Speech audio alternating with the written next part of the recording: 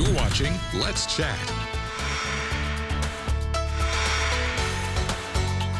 Southern Adventist University is opening a gallery honoring John Hendrix, and I'm here today with my friend Giselle Hazel, Associate Professor in the School of Visual Art and Design. Thanks for coming on the show, Giselle. Thank you for having us. So John Hendrix, who is he and why is he getting a whole opening gallery? John Hendrix is an amazing author and illustrator. Oh, okay. And he is so creative. I'm holding his book that is actually going to be released the day after our show in New York. So we're ahead, Chattanooga. We're ahead of New York. So he painted that. He draws. It's a graphic novel. So he draws and writes everything, but it's a little bit of a different genre because it's a little bit more storytelling than every little picture being, depicted. But the way he combines the art and the words is poetic. It's really adults, young adults, but it serves the gamut. Anybody could get into these books, and I think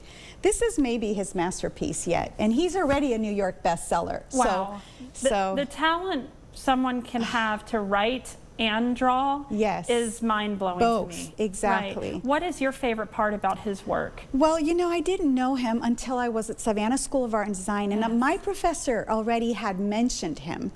And so he intrigued me, and it's such a privilege to have him here. I love everything about his work, but I think the power that he captures in allowing the illustration to say what the words are not saying and the words to complement the illustration, those two things, because he's the author and the illustrator, I think he's kind of a pioneer of a genre, which is graphic novel, but a little bit. Also, he's a Christian, so the stories are always supposed to inspire us in some way. So it's amazing.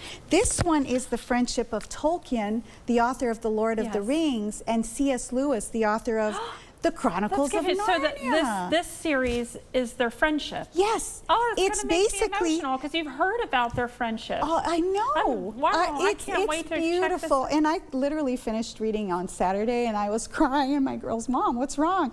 Because it's beautiful. Basically, he imagines their friendship after they die, and that it continues on. And it's just, the whole thing is so creative because the little characters in the imagination of the authors, the lion, and I think his name, and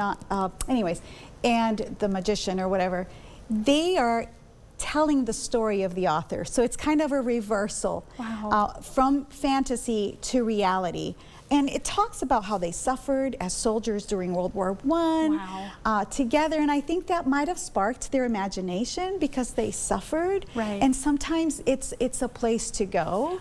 What is the gallery featuring? So the gallery is featuring original illustrations by John Hendrix.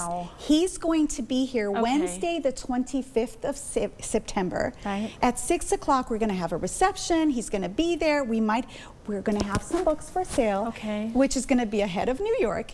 And on Thursday, this is very important, Thursday the 26th at 9 o'clock in the morning, we're also going to have him speaking to us about the business end, how he started, the process of creativity. So if you're an author or an illustrator or an artist of any kind, and you're interested in communicating well, this is probably something that you can come to and really get a lot out of. You seem very excited and passionate about it as an artist and an art professor, art historian.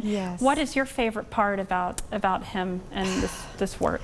I think he's unique because he's an author and an illustrator. My favorite part is the poetry between the words and the images. The fact that it's more powerful together.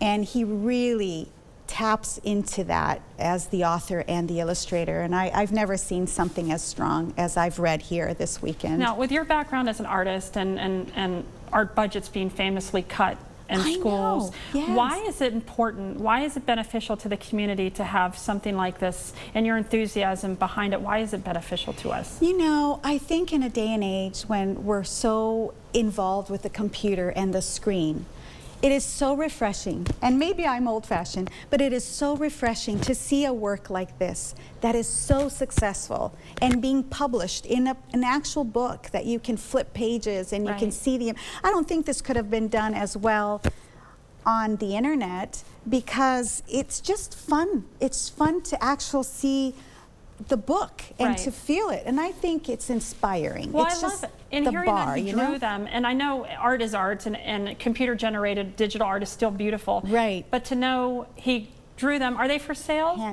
They're going to be for sale. We only have a few. He's going to be there signing books before they go and release them in New York. So Chattanooga, we're ahead of New York. Yay! And will he have some artwork for sale? Well, the artwork, I don't know if he's going to sell them, but there is original illustrations, and then the books are for sale. Well, tell us about the tickets, how we can learn more. This is free. Wow. Yes, Southern is happy to offer this to the community. Bring your kids, bring everybody that likes C.S. Lewis. Right, all age groups. All age groups. Right. Free for the community. Wednesday night, like I said, the 25th of September, and Thursday morning he's going to talk about the business side of it and how to make it happen as a creative. Thanks for coming on, Giselle, and sharing your enthusiasm. I'm definitely going to check this out. So, sure, and I have the website southern.edu/johnhendrix to learn more. Wednesday, September 25th at 6 p.m. There will be a meet and greet with the artist, and then the gallery more opening up the next morning. Yes. So, thank you again for coming on, Giselle. Southern.edu/johnhendrix.